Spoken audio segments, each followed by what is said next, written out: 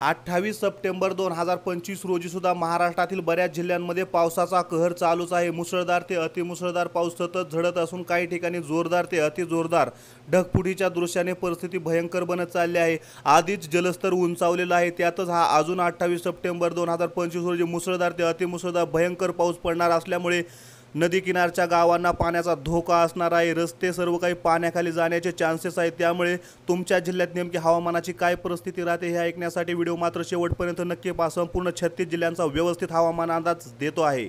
नंदुरबार जिल्ह्यामध्ये ढगफुटी मध्यम ते जोरदार पावसाची शक्यता, वादळी ढगफुटी विजांचा सामना होऊ शकतो। IMDने अलर्ट दिला आहे, येलो अलर्ट विजासह मुसळधार ठळक वादळी पावसाची शक्यतेसाठी। धुळे जिल्ह्यामध्ये पावसाची स्पष्ट शक्यता, काही ठिकाणी मध्यम ते जोरदार पाऊस, ढगफुटी आणि वारा गरजासह काही अहवालात 28 सप्टेंबरला पावसाचे बाजूवाढीचे नमुने दिसतात। IMDने या ठिकाणी येलो अलर्ट दिलेला आहे। जळगाव जिल्ह्यामध्ये स्थानिक भागांमध्ये ढगफुटी आणि मध्यम पाऊस, कधीकधी जोरदार वाऱ्याची शक्यता। विविध प्रादेशिक स्रोतांनुसार 28/9/2025 रोजी पावसाचे संकेत आहेत। IMDने या ठिकाणी येलो वॉच जारी केलेला आहे। नाशिक जिल्ह्यामध्ये ढगफुटी, काही ठिकाणी मध्यम ते ठळक पाऊस, थंडी वाऱ्यासह वीज गर्जना शक्य आहे। सर्व राज्यासाठी मध्यम, खास करून विदर्भ बाहेरील भागासाठी वेगवेगळे अलर्ट जारी केलेले आहेत। IMDने या नाशिक जिल्ह्यासाठी सुद्धा येलो अलर्ट जारी केलेला आहे। अहिल्यानगर जिल्ह्यामध्ये ढगफुटी आणि मध्यम ते ठळक पाऊस, कधीकधी वारा गर्जना यांचा समावेश आहे। काही रिपोर्ट्समध्ये मध्य महाराष्ट्र भागासाठी तीव्र पावसाचे इशारे दाखवलेले आहेत।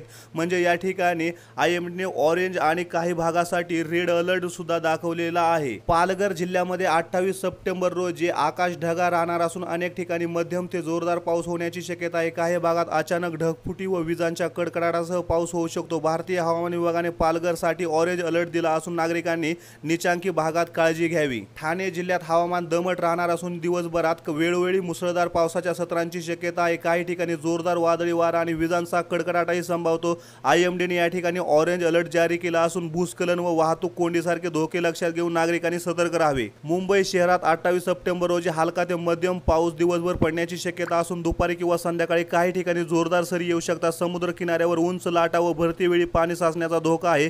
IMDने या शहरासाठी ऑरेंज अलर्ट दिला आहे। मुंबई उपनगर भागात हवामान ढगाळ व दमट राहील। सकाळपासून मध्यम पाऊस सुरू राहून दुपारनंतर काही ठिकाणी अति जोरदार सरी कोसळण्याचा अंदाज आहे। विजांचा कडकडाट व जोरदार वाऱ्यासह पावसाचा धोका असल्याने IMDने ऑरेंज अलर्ट जारी केले आहे।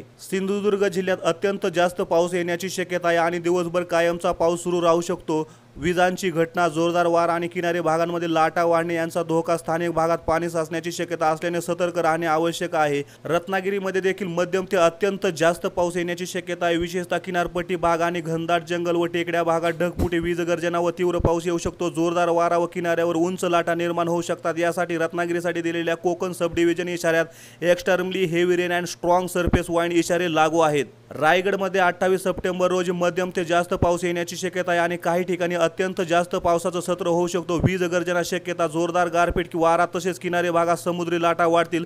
पुणे जिल्ह्यात 28 सप्टेंबर रोजी मध्यम ते ठळक पावसाची शक्यता आहे। सकाळपासून ढग वाढतील, दुपारी किंवा संध्याकाळी काही भागात मुसळधार पाऊस आणि वीज गर्जना होऊ शकते। हवामान सामान्यतः दमट आणि ढगाळ राहील।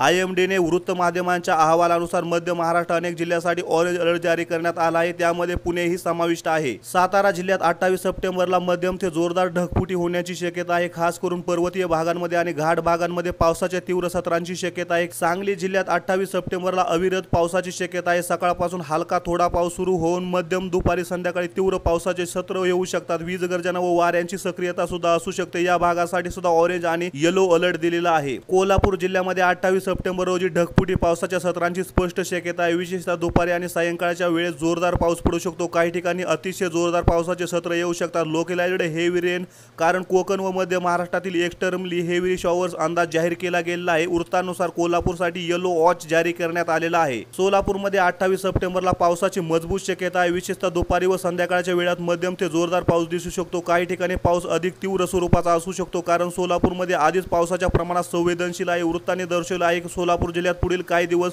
तुफानी पावसाची शक्यता आणि जलप्रवाह, नद्यांना पुराचा धोका वाढू शकतो। 28 सप्टेंबर 2025 रोजी धाराशिवमध्ये मुसळधार पाऊस, ढगफुटी आणि विजांच्या गर्जनेच्या सत्रांची शक्यता आहे। रात्री आणि दुपारच्या काळात सलग पाऊस सुरू राहून अचानक जोरदार पाऊस येण्याची शक्यता आहे। Heavy rain, thunderstorm and lightning इशारा यासाठी येलो वॉच जारी केलेला आहे। बीड जिल्ह्यामध्ये 28 सप्टेंबर 2025 रोजी मध्यम ते जोरदार पाऊस होऊ शकतो। विशेषतः सकाळपासून हलका पाऊस सुरू होऊ शकतो। दुपारी व संध्याकाळी तीव्र पावसाच्या लाटा येऊ शकतात।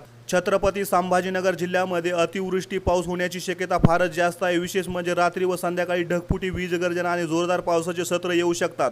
जालना जिल्ह्यात 28 सप्टेंबरला पूर्णपणे पावसाची संभावना आहे। धुक्यातून हलक्या मध्यम पावसापासून सुरू होऊन दुपारी व संध्याकाळी मुसळधार पाऊस आणि विजांचा सामना देखील होऊ शकतो।